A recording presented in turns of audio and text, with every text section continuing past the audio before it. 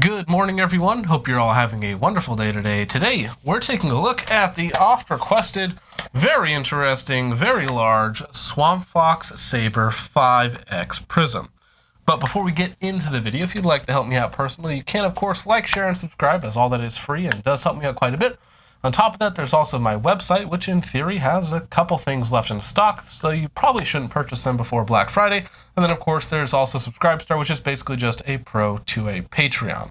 Now, getting into full disclosure, on the Swampfox Saber 5X, I have a relationship with Swampfox Optics in the fact that I have done a singular giveaway for them. They gave away a Swampfox Arrowhead 1-8 to replace the one that I personally broke when I did the review on that LPVO. Other than that giveaway, they have never sent me a product to review. I paid for all of the optics that I have reviewed from them. The Swampfox Blade, their 1X Prism, which is a decent optic, a little on the heavy side. The 3X Trihawk, which is actually behind me still, very good optic, a little on the heavy side. The 1-8X Arrowhead, the 1-10X Arrowhead, good optics, a little on the heavy side.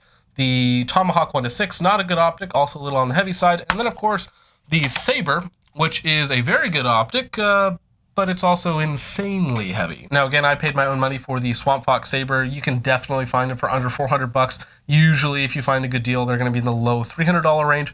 I picked one up like the day after they came out because I'd actually been anticipating this launch, as this is basically an upscaled version of their 3X optic, which has a absolutely monstrous 52 feet field of view at 100 yards for a 3X optic, which is absolutely exceptional, and this scales that up to a 5X. So I was very excited for it, hoping that it would at least live up to what the Trihawk did, which the Trihawk definitely has a lot of downsides as well, and it honestly kind of is just a bigger version of the Trihawk, same sort of exceptional field of view, same downsides, or even a little bit worse in this case. So getting into specifics on the optic, this is of course a 5X Prism fixed magnification. As you might be able to tell on here, it has a Holosun 407K mounted to the side plates. It has one on the left, one on the right.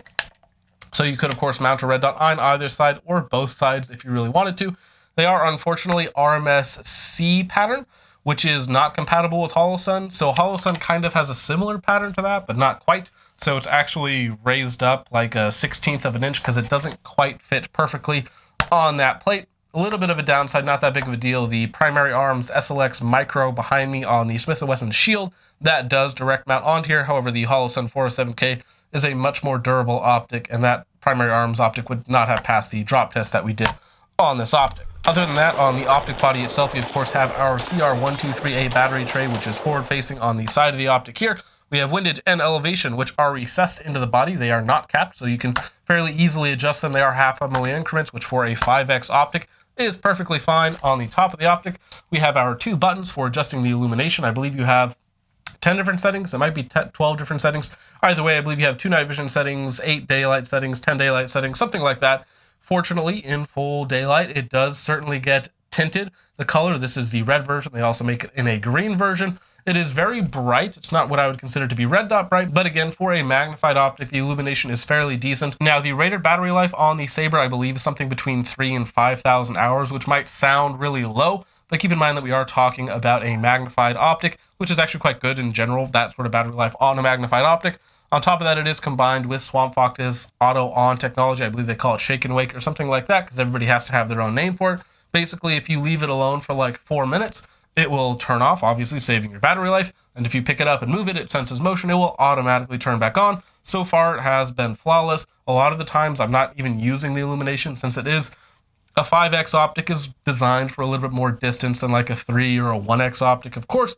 So the illumination is not necessarily quite as important for that ultra fast, pick up the reticle and, pull the trigger as fast as you want up close.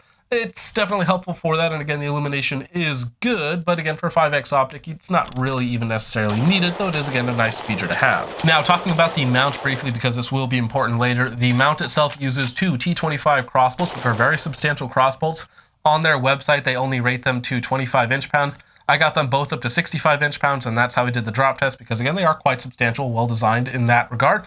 It also has a very large clamping surface, which again is good. On top of that, it has dual integrated recoil lugs on the bottom of the mount. So as far as the mount goes, I really couldn't ask for much more. Now, something you guys can probably tell on there is that this has an absolutely monstrous 36mm objective lens, The front and rear ocular sections are absolutely monstrous. And one of the advantages of a prism optic, this is not necessarily a compact prism optic, though in general you can get a lot of brightness, crispness, clarity, that sort of thing for a not obscenely large package.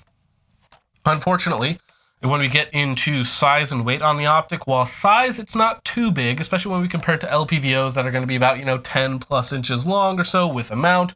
This is a very big, bulky optic, but it's still not quite. It's probably honestly about on par with an LPVO, given that while yes, it's not quite as long, it is definitely much thicker than an LPVO, especially if you are attaching an offset red dot. The weight on the optic by itself without a side-loaded micro red dot is 24.7 ounces, which is very heavy. Now, they on their website like to do a lot of comparisons between LPVOs and mounts. Now, even if an LPVO plus mount is in that same ballpark of 24, 25, 26 ounces, with an LPVO, you have, of course, the ability to go from 1 to 6 to 8 to 10x. And in a lot of cases, you can get LPVOs plus mounts for the low 20 ounce range, or in some cases, under 20 ounces. So size and weight on the 5X Saber is definitely punishing. It is very heavy. So think about 26, 27 ounces, depending on what micro red dot you are throwing on the side. Now, of course, you do get some additional flexibility by having the option to mount a red dot natively directly into the optic itself, which is, again, a cool feature, adds a little bit of flexibility. However, you're still not getting the same level of flexibility that you're going to be getting on an LPVO, a 1 to 6, 1 to 8, 1 to 10, so on and so forth.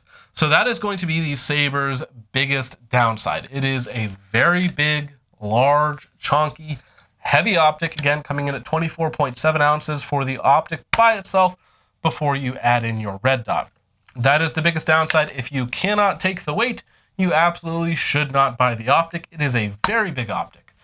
Now, if we get into everything that I like about the optic, it's basically everything else. Now, getting into the Swampfox Saber's claim to fame is that it does indeed have the largest field of view out of any 5X optic on the market, bar none. On their website, they claim I think it has 10 feet more than any other 5X optic on the market. They're probably underselling that a little bit because this optic does indeed have a monstrous field of view. Now, field of view is important for an optic, especially when we're talking about a fixed magnification optic versus an LPVO, because, of course, on an LPVO, we can just dial down the magnification a little bit to get a little bit more field of view, a little bit more situational awareness, so on and so forth. With a fixed magnification optic, we don't have that ability. So, again, the field of view that it comes with is what we're stuck with using. But, again, there are other things to consider. So we have, of course, eye box, eye relief, that sort of thing. Now, the eye relief is definitely shorter. So if you're somebody who likes to have your stock fully engaged, I personally don't. I'm not particularly tall, though. Usually, even for me, I'll have it a couple clicks in to properly get the Swampfox Saber. And you get about 3 inches of eye relief, and you get a decent forward and back. Though, again, it is not punishing. It is definitely tighter than what you're going to get on like a 3X optic or certainly a 1X optic. But for a 5X magnification, it is actually a very decent eye relief. Again, you have probably 2 to 3 inches where you get a very, very usable optic, and again, about an inch and a half where it's in its sweet spot. So in terms of eye relief, just raw eye relief, it is a very forgiving eye relief for a 5X prism. Now, when we get into eye box, it is similarly pretty decent. Again, we're not getting the same sort of eye box and eye relief that we're going to get on a 1X LPVO, 1X Prism. Even some 3X Prisms will be a little bit more forgiving than this. But for a 5X optic, the eye relief, field of view, eye box, all of that combined means it is a very usable optic. And even when shooting from odd, awkward positions, just barely putting it over top the roof of a car, it is very easy to get behind the optic. And of course, with that wide, very wide field of view, find targets and engage those targets quickly.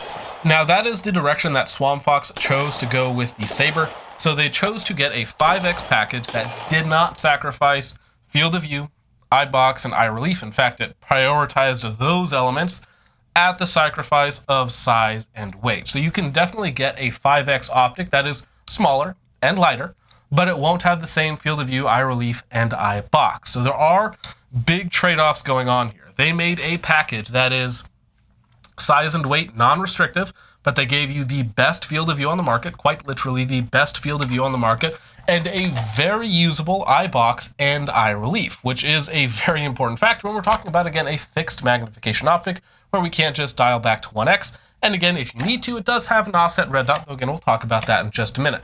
So again, they give you the best, most usable 5x prism on the market, with the worst size and weight possible. So again, there are some very big, heavy trade-offs, no pun intended. Well, maybe a little bit. So now we need to go ahead and talk about the glass quality and the reticle. The glass quality in this, because again, this is just a Chinese manufactured optic, so it's not going to be anything particularly special. However, again, prisms tend to be a little bit brighter, a little bit crisper, a little bit better clarity, so on and so forth, than like LPVOs, where there's a lot more complexity going on. And with the Swampfox Saber, with again, absolutely humongous chunks of glass forward and rear, the light collecting abilities are very good. So while it is not going to be on the same level as Japanese, German high-end glass, for Chinese glass, it is very good. I would put it on par with the 3X Trihawk, which again is also a Chinese optic, which has very good glass for a 3X prism. The 5X Saber is very good for Chinese glass. So again, Chinese glass is all going to be kind of in that mid-range area. This is just going to be towards the top of that kind of all right glass. Now, getting into the reticle itself, they call it something silly like the strike reticle or strike MOA or something like that. It's just an MOA ladder with a cross center section, which is very precise. Again, we'll get into all of that. It also has an outer horseshoe section to kind of draw your eye to the center. That's become fairly ubiquitous with every optic on the market. It has big hashes, again, drawing your eye to the center. But really what the reticle is at the end of the day is you have a very, very fine center cross section, which again, you use the center of that for your 0 or whatnot. And I believe it's 2 MOA up, down, left, and right for the cross. And then you have a 2 MOA ladder all the way down to 42 MOA. It's just very simple. Now, unfortunately, if you're marrying it to 556 or 308, it has no wind holds whatsoever. So it's a little bit too rudimentary and simple, and it does hold back the optic in certain ways, again, because there's just not all that much information that you're getting from the reticle. So I've taken this optic out to 600 yards on multiple occasions. The first time I did it was on a 12.5-inch 308 using just Wolf 145 grain. Not a particularly great setup for going out to distance, but it was still doable, even with just 5x magnification that you get on the Saber. Again, amazing field of view. It doesn't really help you at those very, very extended distances, but still very good field of view, 5x magnification, more than enough to do it. The MOA ladder itself is very nice. It's very precise. All the etchings are very fine, so it's very easy to put it exactly where you want it. However, when it comes to wind holds, you don't have any. So you're kind of just Kentucky windaging.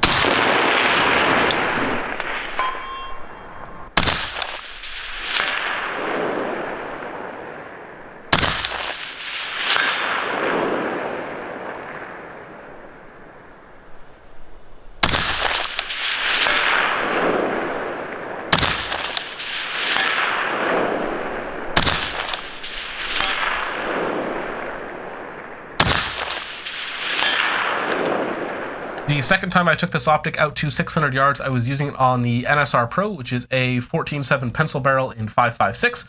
And with that, at again about 600 yards with wind, I was quite literally using the number 10 in the reticle as a reference point. So I was kind of putting the bottom left corner of the 1 on the top of the target because I had wind coming left to right or right to left, however that works. Anyways, I was using the 10 in the reticle as a wind hold as opposed to actually having some sort of wind hold built into the reticle. That is going to be the biggest downside for me personally. Auto ranging features are very nice. As of right now, I'm not really using them, but again, they are nice to have, future proofing, so on and so forth.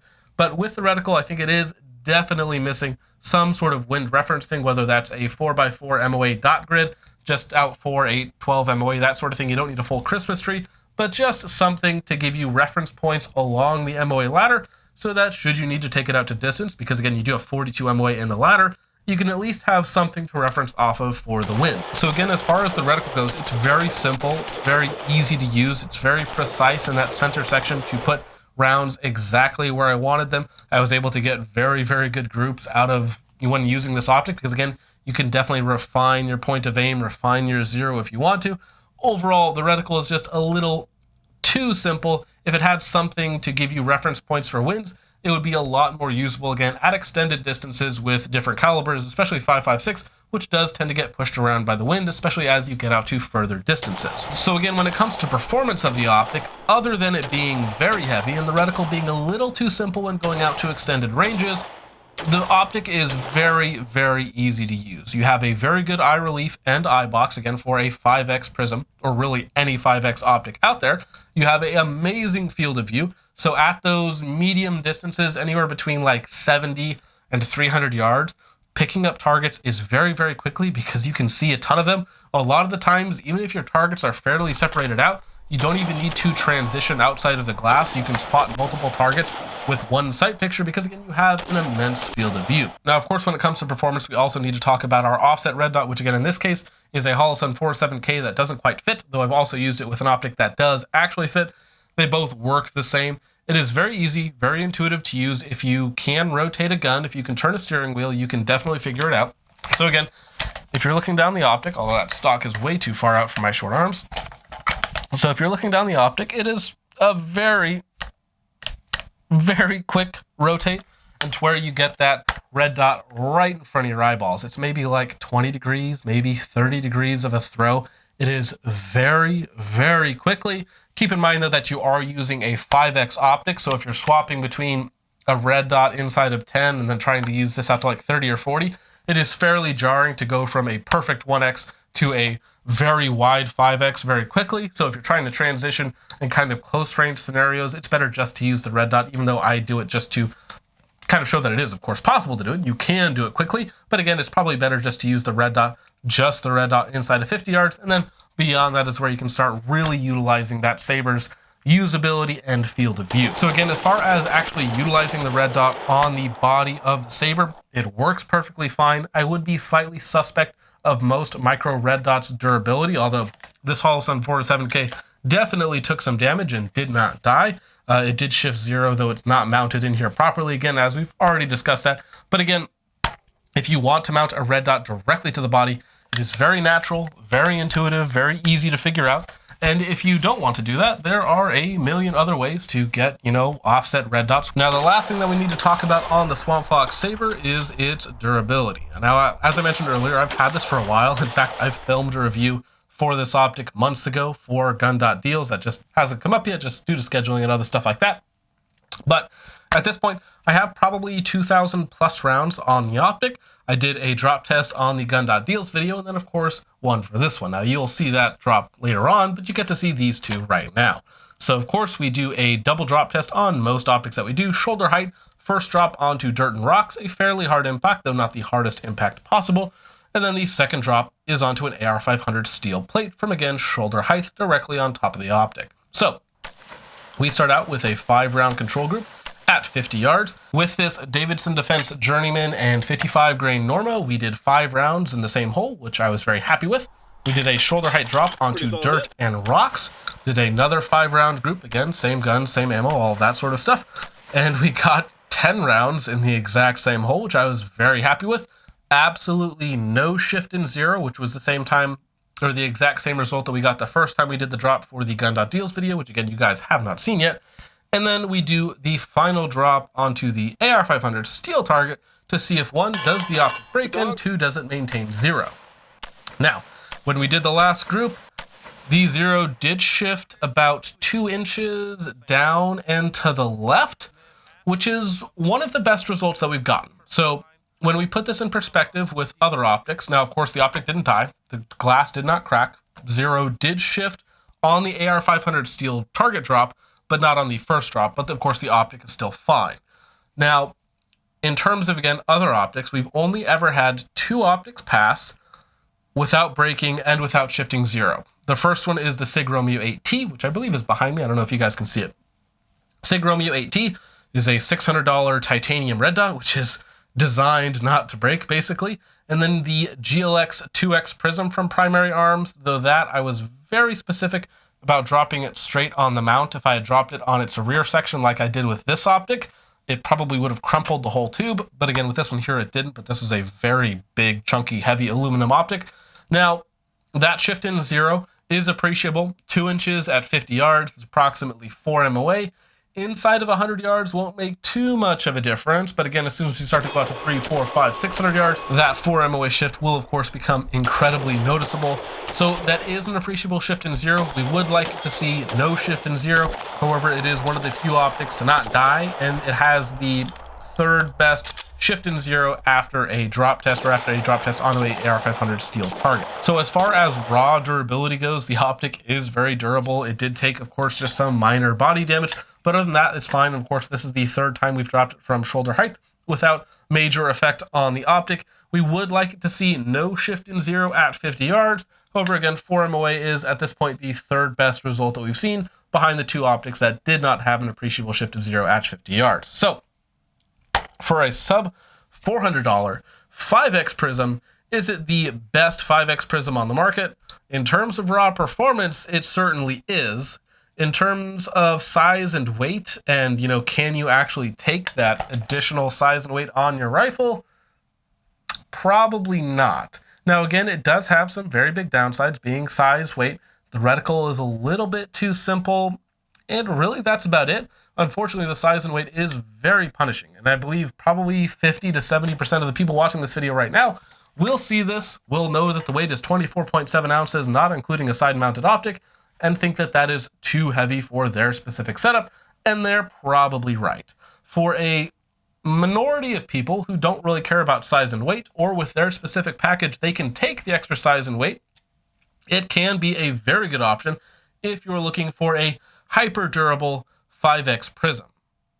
Again, that's probably a fairly niche set of people, but again, this is an option out there if you're into that sort of thing. When it comes to field of view, eye box, eye relief, glass quality, even for a sub $400 optic, it is very good, if not phenomenal, to top tier in all of those categories, again, for a 5X Prism. Now, as far as I'm going with it, the Swampfox Saber is a very fun optic to use. It's a very easy optic to use. Again, if you're looking for a 5X Prism, it does all of those things really well if you can take the tremendous size and weight. So as far as I go with it, yeah, I really like using the optic, but I'm probably not going to keep it around. I probably am going to try and sell it for like 200 bucks on the used market. Not that it's a bad optic, but again, it does have some fairly egregious downsides. So with all of that out of the way, guys, let me know what you guys think of the Swampfox Saber in the comments down below. If there's any other big or small prisms that I should try and compare it against, so on and so forth. And with all that out of the way, guys, thank you so much for watching. I hope you all enjoyed. I will see you in the next one. Peace out.